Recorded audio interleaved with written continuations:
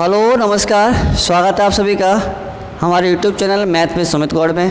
कैसे हैं आप लोग? उम्मीद करते हैं अच्छे होंगे।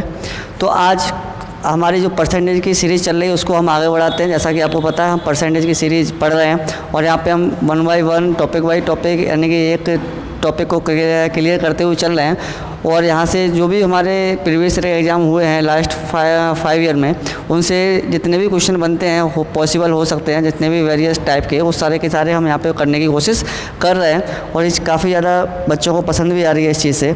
अब एक चीज़ आपको बताना चाहेंगे कि जो सीरीज़ है ये आपकी कंटिन्यू चलती रहेगी अभी, क्योंकि यहाँ पे लगभग 10 से 11 लेक्चर आने वाले हैं। और अगर आप चैनल पे नए हैं तो चैनल को सब्सक्राइब जरूर कर लीजिएगा, क्योंकि इसी तरह की हमारे हर चैप्टर से संबंधित सीरीज़ आने वाली है। यानी कम समय में हम एक ज़्यादा तैयारी करने की यहाँ पे कोशिश हम कर रहे हैं। उम्मीद करते हैं कि ये चीज़ आपको पसंद आ रही होंगे। और अब एक चीज़ आपकी बस कमी एक है, आपसे बस इतने शिकायत है कि आप लोग जो है वो वीडियो को शेयर नहीं कर रहे हैं। और अपने मित्र वगैरह है जो व्हाट्सअप वगैरह फेसबुक पर जुड़े हुए हैं, उन सारे बच्चों को शेयर कर दीजिएगा। यहाँ पे कोई खर्चा नहीं हो रहा है आपका, किसी का भला ही हो जाएगा आपके शेयर करने से, ठीक है। और एक वीडियो को पूरा देखिएगा, जब तक आप पूरा नहीं देखेंगे आप चीज़ों को नहीं समझ पाएंगे, क्योंकि आपके पास ज़्यादा, इसीलिए हम ज़्यादा बड़ी वीडियो नहीं ला पा रहे हैं, जैसे कि आप इरिटेट हो और एक आप उसको बोरियत आपको हो। तो बस छोटी छोटी वीडियो 20-30 मिनट की वीडियो, आधा घंटा तो आप पढ़ाई में लगा सकते हो ना, पर इतना नहीं कर सकते तो फिर इसके बाद आपको नौकरी का ख्वाब ही छोड़ दीजिए। कब आधा घंटा एक आप वीडियो के लिए नहीं दे सकते हो तो फिर आप क्या करेंगे, ठीक है। तो इसलिए वीडियो को पूरा एंड तक जरूर देखिएगा, यहाँ पे बहुत सारी चीज़ें आपको समझने को मिलेंगी, ठीक है। शुरुआत करते हैं क्वेश्चन की। तो आज के क्वेश्चन हम वो क्वेश्चन के बारे में बात कर लेते हैं। आज के क्वेश्चन जो है वो क्वेश्चन है जो कन्फ्यूजन करने वाले क्वेश्चन होते हैं। तो परसेंटेज में कुछ क्वेश्चन हमें भाषा के आधार पर एक जैसे लगते हैं, लेकिन भाषा के बीच में थोड़ा सा कहीं पर अंतर दे देता है। तो क्या होता है कि वहाँ पर हमें कन्फ्यूज आते हैं। दोनों के प्रकार के क्वेश्चन को करने का कॉन्सेप्ट अलग होता है, लेकिन हम दोनों प्रकार एक ही कॉन्सेप्ट को समझकर उसी पर लगा लेते हैं, इसलिए कि सवाल हमारे गड़बड़ हो जाते हैं, ठीक है। तो उम्मीद करते हैं कि चीज़ें आपको पसंद आएंगी।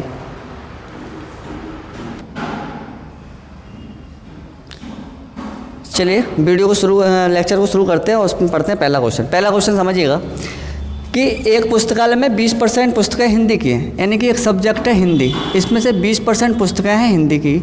उसके बाद कह रहा है कि जो शेष पुस्तकें बची, शेष का 50% अंग्रेजी का। अब यहाँ पे एक बात को समझना, यानी कह रहा है कि पुस्तकालय में हिंदी की पुस्तकें 20% है। हमने मान लिया अगर पुस्तकें 100 थी, 100 में से 20% पुस्तकालय में हिंदी की हैं, तो बाकी की जो बची कितनी बची, 80 बची। उन 80 का 50% क्या है, इंग्लिश की पुस्तकें हैं। इस चीज़ को ध्यान रखना, यानी कि 100 पुस्तकें अगर हैं तो उसमें से 20 पुस्तकें हिंदी की हैं, और जो बाकी बची रिमेनिंग पुस्तकें हैं वो पुस्तकें आपकी इंग्लिश में। अगर ये दोनों एक होती, यानी हम कहते हैं पुस्तकालय में 20% पुस्तकें हिंदी की हैं और 50% पुस्तकें इंग्लिश की हैं, तो हमने कहा टोटल पुस्तकें हमारे पास 70 हो जाती, ठीक है। लेकिन ये नहीं कह रहे जो 50% पुस्तकें हैं वो टोटल का नहीं है, जो बची हमारे पास उसका है, ठीक है। तो 50% इंग्लिश, और जो फ्रेंच की पुस्तकें हैं वो कितनी हमारे पास जो बची हैं वो हैं 30%, ठीक है। पहले हम इसकी भिन्न निकाल लेते हैं। 20% की भिन्न होती है 1/5, 50% की भिन्न होती है 1/2 और 30% की भिन्न होती है 3/10। यानी कि अगर 5 पुस्तकें टोटल हैं तो उसमें से एक पुस्तक हिंदी की है, तो पुस्तकें बची कितनी, 4। अगर 2 पुस्तकें आपकी इंग्लिश की हैं तो उसमें से 2 पुस्तकें हैं, उसमें से एक इंग्लिश की है, तो बाकी जो बची पुस्तकें कितनी, 1। उसके बाद हमें बताना है कि टोटल पुस्तकें कितनी है, 10। उसमें से 3 अगर फ्रेंच की हैं तो बची कितनी, 7। तो यहाँ से देखिए काट लीजिएगा, 2 दूनी 4, 2 से काटो, 2 पंजे 10, यानी कि 5 पंजे 25। ये कंसेप्ट हम पहली वाली क्लास में बता चुके हैं, अगर वो नहीं देखिए तो उसको देख लीजिएगा। 7 एकम 7, यानी कि टोटल पुस्तकें कितनी है, 25। और बाकी शेष बची पुस्तकों को, ये वाली पुस्तकें जो चल रही हैं किसकी चल रही हैं, ये चल रही हैं हमारे पास बची पुस्तकें। तो ये जो आने वाला है ये भी बची पुस्तकें आने वाला है, यानी टोटल पुस्तकें कितनी हैं, 25 हैं। तो उसमें से बची पुस्तकें कितनी, 7। और वो 7 पुस्तकें हैं, वो कह रहा है वो पुस्तकें अन्य भाषा की होंगी, और पुस्तकें हैं कितनी संख्याओं में, वो है आपकी 7700। और ये 7700 किसकी वैल्यू है, ये आपके पास 7 की तो वैल्यू है, यानी 7 की वैल्यू 7700। उम्मीद करते हैं आपको दिख रहा होगा। तो 1 की वैल्यू कितनी है, यहाँ पे लिख लेते हैं। अगर 7 की वैल्यू 7700 है तो 1 की वैल्यू 7 एकम 7, 7 एकम 7 1100। हमसे पूछा टोटल पुस्तक कितनी है, 25%। 1 की वैल्यू 1100, तो 25 की वैल्यू बतानी है आपको कितनी है। 25 की वैल्यू 2 0, 25 एकम 25 और 25 एकम 25 और 2 हासिल कितने, ये हमारे पास 27,500 पुस्तकें आ गई। नेक्स्ट क्वेश्चन की तरफ बढ़ते हैं। उम्मीद करते हैं क्वेश्चन आपको समझ में आया होगा।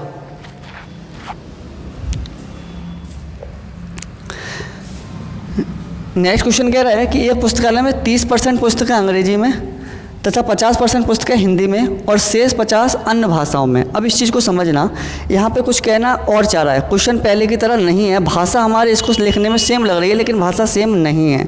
इसने कह रहा है कि एक पुस्तकालय में 30% पुस्तकें अंग्रेजी में हैं। हमने कहा मान लिया टोटल पुस्तकें हमारे पास कितनी है, हमारे पास हमने मान लिया कि एक पुस्तकालय में मान लिया 100 पुस्तकें थी।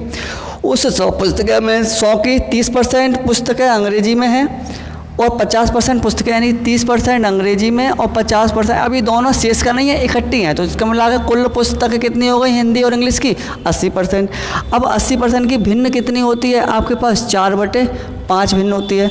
यानी कि हम कह सकते हैं अगर 5 पुस्तकें आपके पास टोटल हैं, उनमें से 4 किसकी हैं, हिंदी और इंग्लिश की, तो शेष पुस्तकें कितनी बची, 1 बची। और वो कह रहा है कि शेष पुस्तकें 1 नहीं हैं, कितनी हैं शेष पुस्तकें, वो 500 हैं। बात को समझना, यानी कह रहा है एक पुस्तकालय में 30% पुस्तकें अंग्रेजी में हैं और 50% पुस्तकें हिंदी में। इसमें ये नहीं कहा है शेष का, अगर शेष का होता तो हम ये नहीं करते। बस यही चीज़ समझनी, ये कन्फ्यूजन करने वाली चीज़ है जो बच्चा ज़्यादातर गलत करके आता है एग्जाम में। ठीक है, अगर शेष का दिया होता तो हम दोनों की परसेंटेज अलग अलग निकालते। ठीक है, हमने दोनों को जोड़ दिया, यानी 80 यानी 4/5, यानी कि अगर टोटल पुस्तकें 5 हैं उसमें से 4 किसकी हैं, हिंदी की और इंग्लिश की।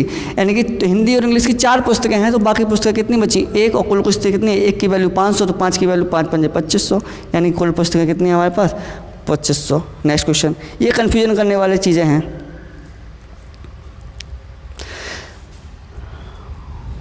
देखिए क्वेश्चन ये कह रहा है कि नंद किशोर के पास जितने पैसे थे उनमें से 25% अपनी गलती हो गई, पत्नी को पंक्ति हो गया, पत्नी को तथा 50% अपने पुत्रों को देता है और शेष 450 उसने अपने लिए रखे। तो यहाँ पर उसके पास कुल कितने पैसे थे। बहुत ईजी क्वेश्चन है।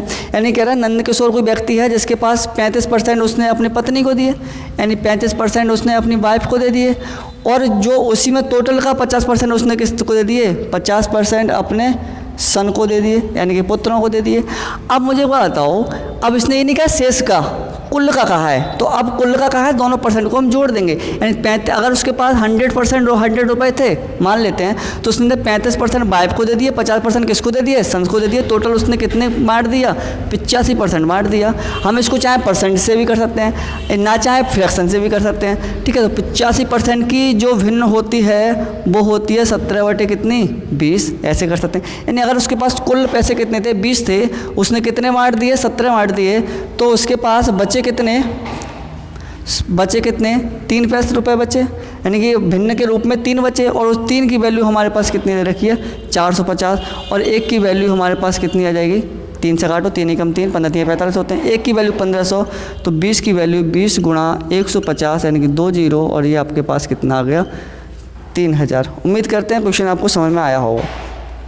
देखो स्पीड बढ़ानी है, कॉम्पिटिटिव एग्जाम में मेन काम आपका होता है स्पीड। तो स्पीड ऐसे ही बढ़ेगी, आप चीज़ों को जितनी जल्दी सॉल्व कर पा रहे हैं उतना आपके लिए बढ़िया है, अच्छा है आपके एग्ज़ाम के क्वालिफाई करने के लिए। ठीक है, नेक्स्ट क्वेश्चन की तरफ बढ़ते हैं। क्वेश्चन है, गौरव अपने पिता से प्राप्त राशि में 40% होटल पर, 20% किताबों पर और स्टेशनरी पर, और शेष 50% परिवहन पर खर्च करता है। होटल, किताब आदि पर परिवहन पर खर्च करने के बाद 450 रुपये उसके पास जो बचते हैं वो आधे हैं। थोड़ा हिंदी में थोड़ी प्रॉब्लम लग रही है, इंग्लिश में कह रहा है Gaurav spend 40% of his father's money receive on hostel, 20% और books and stationery and 50% of the rest of transport. After spending on hostel, book and transport he delivered 450, which is half of the remainder. How much did he get from his father? यानी कि उसने अपने पिताजी से कितने रुपए प्राप्त किए। तो जनरली अगर इसको किसी भी कॉन्सेप्ट ट्रिक के बारे में ना कर जनरली हम करें तो इसको कैसे करेंगे। गौरव अपने पिता से, हमने मान लिया गौरव अपने पिता से 400 रुपये मांगता है। ठीक है, 100 में 40% क्या कर देता है, वो 40% कर देता है हॉस्टल पर खर्च। 40% वो अपने हॉस्टल पर खर्च कर देता है, और उसके बाद कह रहा है कि 20% किताबों पर, 20% उसने किस पर खर्च कर दिया, बुक्स पर। शेष का नहीं, टोटल का।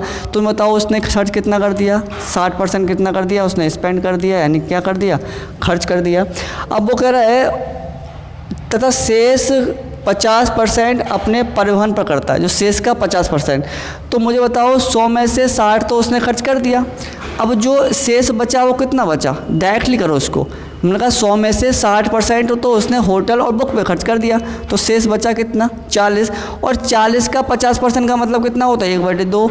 यानी कि 40 का 50% का 1/2 का मतलब कितना, 20। यानी कि 20% उसने किस पे खर्च कर दिया, उसने खर्च कर दिया परिवहन पर, यानी कि ट्रांसपोर्ट पर। अब 40 में से 20 खर्च कर दिया तो उसके पास शेष कितना बचा, अभी भी कितना बचा, 20 बचा। और वो कह रहा है कि 20 नहीं बचा, उसके पास जो बचा वो कितना बचा, 450 बचा, जो कि जो बचे का आधा है। बात को समझना, क्वेश्चन बहुत ज़्यादा मतलब लैंग्वेज में घुमाया गया है कि जो 450 बचा था वो बचे का आधा है। यानी 450 जब आधा बचा है तो पूरा कितना बचा होगा, उसके पास 900 बचा होगा। यानी 20% की वैल्यू कितनी है, 900। तो 0 से 0 आपके कट गया। 2% की वैल्यू कितनी आ गई, 90। तो आपके पास 1% की वैल्यू पूछा है, 1% की वैल्यू निकालना तो कितनी आएगी आपके पास, 45। आपके पास क्या पूछा है, उसने पूछा है अपने कितने रुपए मिले थे, तो कितने रुपए उसको 100% थे।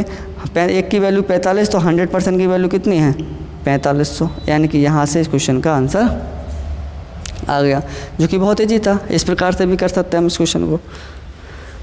श्री गिरधर घरेलू चीज़ों पर अपनी मासिक आय का 50% खर्च करता है।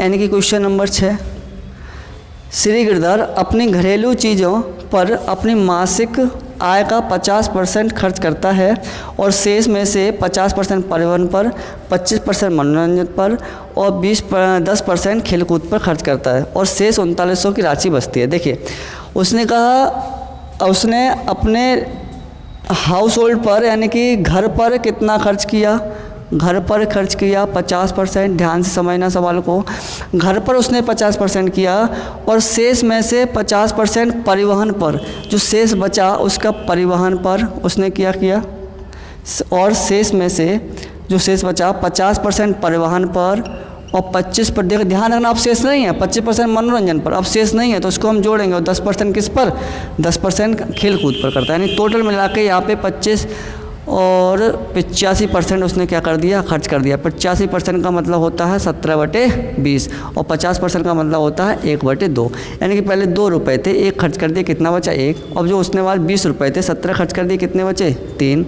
अब यहाँ से देख लो 20 दूनी 40, 3 एकम 3, भाई 40 रुपये थे, 3 उसके पास बचे। लेकिन उसने क्या कहा है कि 3 नहीं बचे। यहाँ पे हिंदी में थोड़ी मिस्टेक हो गई है, हिंदी में 3900 नहीं है, ये 900 है, जो कि इंग्लिश वाले सवाल में दिया हुआ है। तो 903 की वैल्यू कितनी है, 900। यानी 39 नहीं है, यहाँ पे 3 एक्स्ट्रा जुड़ गया है, आंसर 39 से भी आ जाएगा। लेकिन एक्चुअली वैल्यू है वो एग्जाम में आई है वो 900 की है, ठीक है। यानी 3 की वैल्यू 900, तो 1 की वैल्यू 3 3 9, यानी कि 300। 1 की वैल्यू 300, तो 4 की वैल्यू 4 3 12, यानी कितना आ गया आपके पास 12,000 रुपये।